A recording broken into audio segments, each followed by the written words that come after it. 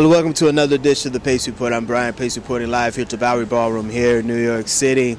Tonight on the Pace Report, I'm going to profile one of the most incredible and criminally underrated MCs that's in the hip-hop game right now. In fact, Homeboy Sandman hails from Queens, and tonight he's opening up for Brother Ali, and he also has a brand new CD on the Stone's Throw label, which is founded by Peanut Butter Wolf, and the album's called First of a Living Breed.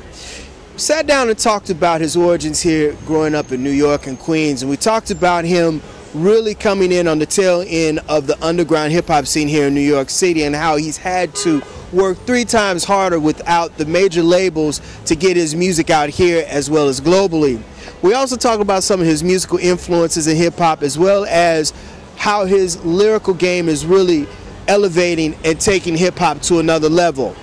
So sit back, relax, and enjoy the sounds of Homeboy Sandman live here at the Bowery Ballroom here in New York City.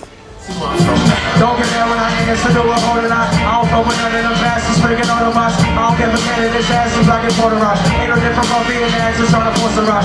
Politicians and frauds are just an awful lot. Open up their mouth for what they never do an awful lot. It was up to me, I throw more them suckers on the docks. I don't give a damn if my opinion is unorthodox.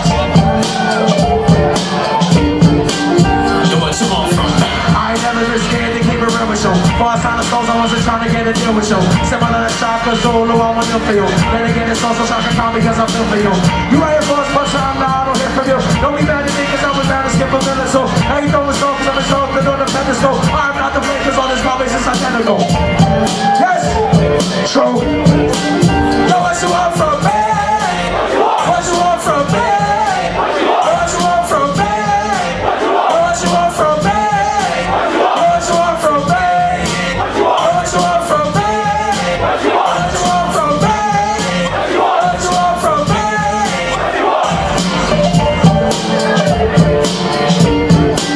Yo, what you want from me?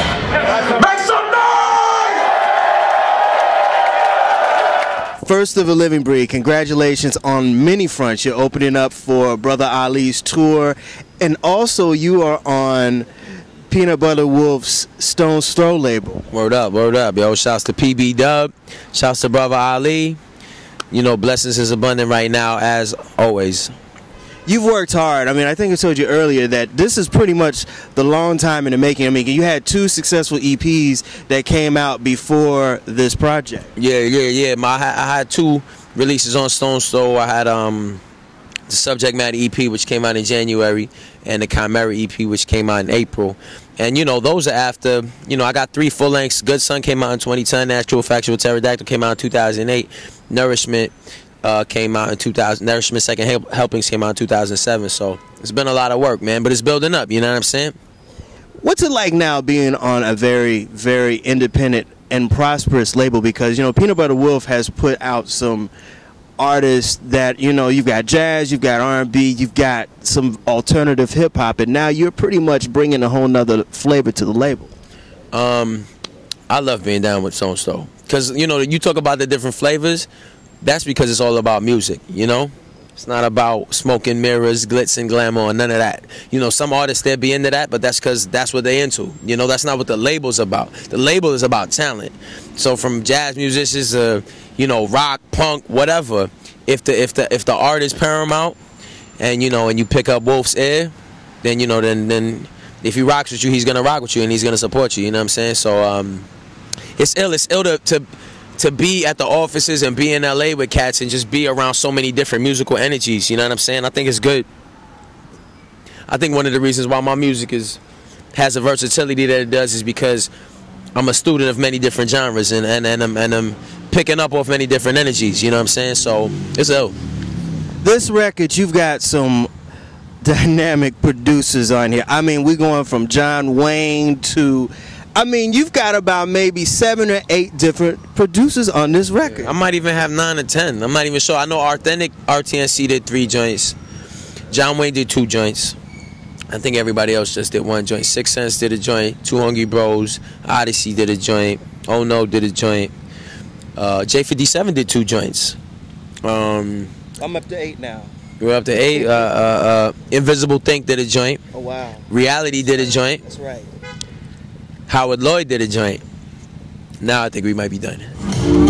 After the earthquake in Haiti, people gave a damn for like almost a month, maybe. Not saying their emotion was fugazi, but pretty much we got in touch mainly. But my homie Alex saw the whole thing as a challenge. Spent a doing time on trying to equalize the balance. The point was doing nothing was the same as doing balance. I personally thought the point was pretty valid. She built the building, found a venue, about to make it dim with other heads, it's just potential. A member of a hip-hop fellowship, she made up a mind to have a hip-hop benefit. The price to get it was a measly couple weeks, but if you brought some food or clothes, then you can roll for free. That night I asked her how much she had paid, barely nothing, almost everyone that came in wouldn't pay with king goods. Life gets out of hand, have nots and cans, see now the cans. The king goods, other food spoils much quicker. The spoils go to the victors. The king goods, life gets out of hand, have nots and cans, see now the cans. The king goods, other food spoils much quicker. The spoils go to the victors. Hurricane Irene had everyone in NYC OD'ing. The week before there was an earthquake. Now heads preparing for the worst case, and everybody's talking about hope, hypothesizing how apocalypse about to start, and how Illuminati's reaching their goal far as global population control. By the time this song comes out, we'll occupy Wall Street, time run out. I look round, it has been whack for the black and brown, but now it's even cats out in 5 towns won't pipe down. The world is turning upside down. So much for getting it popping in the hood. Not even spots where cats be trading stock, they stocking up on canned goods. Life gets out of hand, have nots and cans, see now the cans. The canned goods, other food spoils much quicker. The spoils go to the victors. The canned goods, life gets out of hand, have nots and cans, see now the cans. The canned goods, other food spoils much quicker. The spoils go to the victors. Bitch! You know, you came in really the end of the great era of hip-hop, and what I mean by that is there was college radio working for you. You came out in that whole glorious time of the Norican Poets Cafe, and now it seems like, you know, in the last 12 years you've pretty much have done everything on your own. You've been doing your word of mouth, you've been out doing it yourself, and you've been out here working hard. Has it paid off now? Absolutely, man. Absolutely. You know, I mean, it paid off.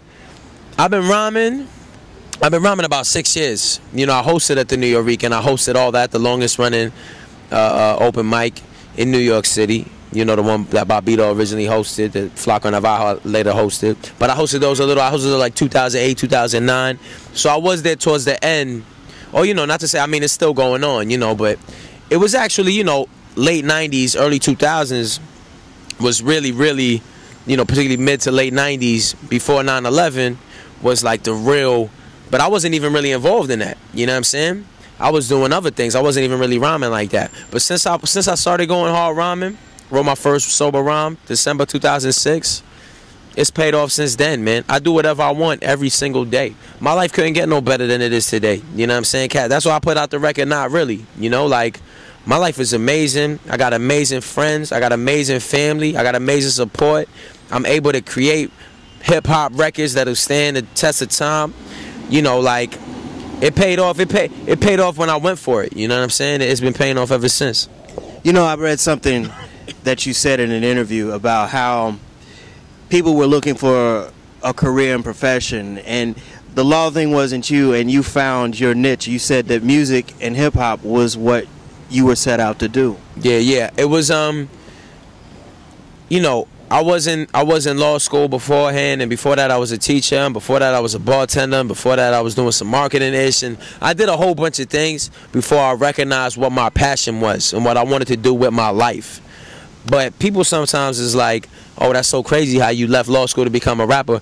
I think it's crazy to have a passion and not pursue it. You know what I mean? Like, all that stuff I was doing was because I was not able to identify my passion. Having identified my passion, I think anybody who has a passion that they're not pursuing and is able to identify it is wasting their whole life, man. This is how it sounds when the music goes. It is what it is, and it isn't what it wasn't, what it ain't. Here's another dime a dozen, I don't covet, I create. When there's nothing in my cupboard, I'll be guzzling V8. I'm concerned with how the government and governor behave. I'm fed up with all the rubbish that the youngins emulate. Yesterday I cuddled with a couple of Malaysians. Play me in the summer with a cup of lemonade. I don't knuckle up on a couple of occasions. Hey, when undercovers run amok at the parade. Homie, I grew up without a butler or maid. Homies get a cut of every buck I'll ever make. Since my rubber ducky, I've been lucky with the dames. Even though I'm never up to spend a ducat on a date. If you're looking for a sucker, keep your number and your name. Fuck when you rap about your weapons or your cash, motherfucker. You go blowing out the rectum of your ass. Throw me off in any section, any sector of the map. In about a second, I'll successfully adapt. Every second's been a second, I'll be working on my craft. I'll be running rap, but I will never catch a cramp. Cause before I make a record, I'll be stretching out my calves. And I can never write crap, but I can always write raps. I think about the days and chicks is walking right past, but now they call me right back. So I suggest you go ahead and wave your white flag and brush your teeth or fight flag. And since you never know just what a woman might have, keep a Jimmy hat. Cause you don't want to catch crabs, my lines, stupid lines, who's a line on the left. When it comes to science, you the party, to the best. So we step up in the party commence. Anytime I go party, it's your cardiac arrest. When you party, so lethargic, you need an EMS. Hit my Motorola, I'll be over in a jiff. As a whippersnapper, I was known to shoot the 5. And then wind up in the principles where I will play the 5th. Chicks not into getting physical, simply do not exist. I'll hold it down. Who are some of your influences? Who are some of the people that inspired you? Because you come from Queens, and Queens had some hellified MCs that came out over the years. Absolutely, man. You know, on the Queens tip, I've been a huge fan of LL Cool J growing up, man. You know, I got radio. I mean, I didn't have radio when it came out, but it was really the Walking with a Panther album that I really started. I actually got the single for I'm That Type of Guy, and it had It Gets No Rougher on the B-side with only 3 verses. It has 4 verses on the album. You need to get the album. But LL was crazy. You know, on the Queens tip, man, you know, G-Rap, I remember hearing G-Rap. I was a younger kid, so G-Rap was dealing with a lot of, you know, criminal tales and stories. I didn't connect as much, but I remember picking up on the intricacy of the flow, you know what I'm saying? I was a huge Tribe fan as well, you know, and was a big fan of the, you know, the Nas records that were coming out when I was younger. So yeah, Queens, man, definitely the Beat Nuts too had a, you know, I used to love, yeah, Juju and Psycho, man. You know, big shouts to those brothers. And Large Pro, you know, like there's a plenty of cats out of Queens that, you know, I was huge fans of today. I mean, and to this day still. And you know, a lot of people know the Black Thought from the Roots Crew is my favorite MC. I've been a huge fan of Black, Big Pun. I've been a huge fan of, you know, Mos Def. I've been a huge fan of, you know, Andre 3000, Eminem for sure. You know, the Jizza, you know, Ghostface, you know, but the nice Redman, you know what I'm saying? Like, the old Redman stuff used to get me so hyped. I used to couldn't wait till Redman came out with something new, you know? Isn't it a trip? Because Redman's one of my favorite MCs also. In fact, those first 4 Redman records were just ridiculous. I mean, on the lyric tip. Hell yeah, hell yeah. Hell yeah, man. Yo, you know, I've always been, I think part of it came from the fact, you know, that, I think part of it came from the fact that I was listening to the Roots before, I was listening to Black Thought before people listened to Black Thought. And I got in the cat that first brought me into hip hop was really Fresh Prince. Because Kane was on and Boogie Down Productions was on and all the older people listening to these things. But, you know, I couldn't relate to it as a kid. So when I heard parents just don't understand, I was like, oh snap, I relate to that on a personal level. And Fresh Prince had bars. Like, people used to be, Fresh Prince, he's corny, he's smiling too much. You know, he's too secure with himself, we don't like him. He had bars. And then I got into LL. Like, the guys I started off with had crazy bars. Like, I was listening to LL, I was listening to Kane, you know what I mean? And so when hip-hop, you know, started becoming, you know, more consumed on a mass scale and it became less about bars, I was never susceptible to that. Like, I remember when cats were out and cats were like, oh, these are the cats everybody's listening to. It was like, play the Redman. Where the Redman stuff at? Where these cats can't rap like Redman? You know what I mean? So, thank goodness I wasn't susceptible to a lot of that. And, you know, through Redman, there came lyricists afterwards like Eminem that kind of took and made it their own too. What was your take on hip hop as 2000s came in? Because it seemed like the machine kind of dumbed the music down. In fact, right now, I believe hip hop has become a caricature of what hip hop used to be. I mean, people think of hip hop. I don't want to allow bad hip hop to define a genre for me. You know I just put a record out. Brother Ali just put his record out. Ramones just put their record out. Oddisee got People Hear What They See out. Blue and Exile just put their joint out. Iron Manny's joint about to come out with 2 Hungry Bros. Scene. You know, like there's plenty of phenomenal MCs that are doing music that's never been done before and taking the culture and the art further. So I don't want to be like, oh, hip hop is whack, and not, because those dudes are amazing. But the truth is, you know, the people that control the media have used hip hop now as a you know, to sell stuff to people. That's what it's for, you know, to sell a bunch of products. It's all product placement that'll wind up you locked up in prison, you know, making mad money for the, you know, people who run the media, the same people that make money in the prison thing. I just put this thing on my Facebook. There's all this obvious prison for profit, you know, stuff that goes on, and you know, it's part of the brainwashing and manipulation scheme that goes on in society. Like, you know, nobody thinks these dudes could rap. You know, they're like, yo, these young kids are gonna look at this brother, he can't rap, but all they're gonna learn from him is, yo, let me do some stupid shit that'll lock me up, let me spend a bunch of money, you know. So, but I don't even think of that as hip-hop, man. You know, like, that's more like, you know, I don't even want to call it entertainment because it's not even entertaining. I just want to think of it as like distraction, a decoy, or something like that. But when I think hip-hop, I really think talent, you know. And so that without talent being involved in it, you know, there can't be any, it can't be hip-hop to me. I mean, that's not to say, you know, there are some people that, you know, the people that achieve the most acclaim in even this really decrepit society what people think of when they think of hip-hop, all the talented ones like Jay-Z, like Kanye, the people that are in there that actually have talent, you know what I'm saying? And these people, you know, I'm not somebody, I'm for talent. Put people with talent on the radio, I'm cool with that. Which is how it used to be. You know, it used to be a bunch of different people on the radio, a bunch of different characters, a bunch of different personas, but they all had talent. You know, so you could be a drug dealer if you had talent. You could be a regular high school kid if you had talent. You could be working at Mickey D's if you had talent. Now it's like, talent doesn't matter. You just gotta be getting money and be acting stupid as hell. You just gotta be stupid, you know what I'm saying? You don't gotta do nothing else but be stupid. But, yeah, what you gonna do? I mean, I don't rock with it, you know.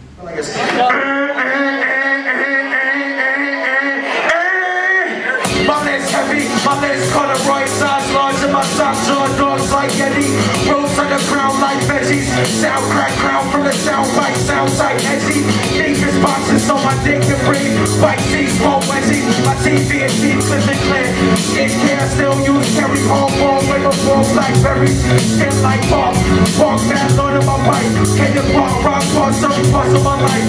No pause, hit the pause, turn the parts of my bike. Cause it matches my grind, my mind stays mind over matter. My mind pays better, so my mind's all menace. My plan just matters in time.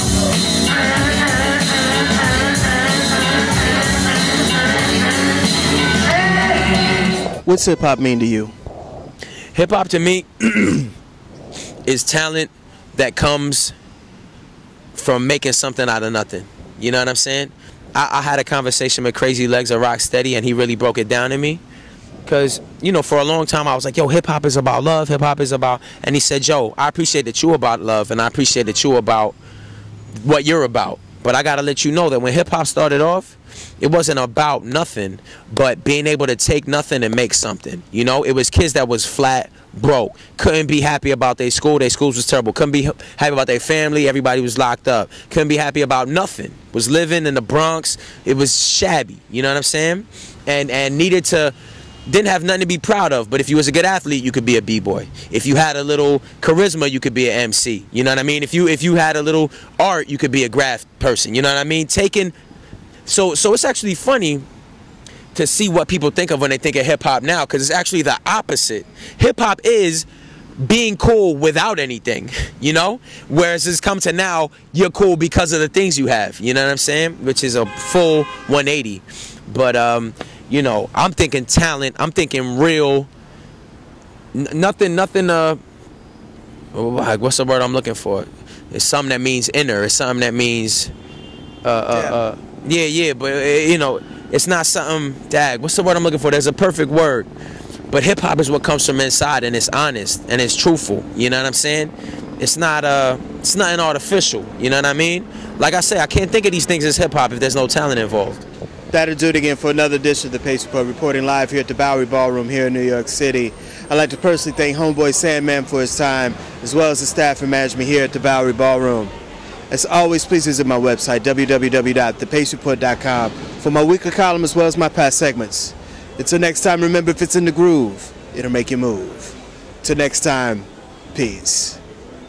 Don't get there when I answer, do a hold it out. I don't fuck with none of them bastards, freaking on the box. I don't give a candidate's asses like in Puerto Rico. Ain't no different from being answers trying to force a rock.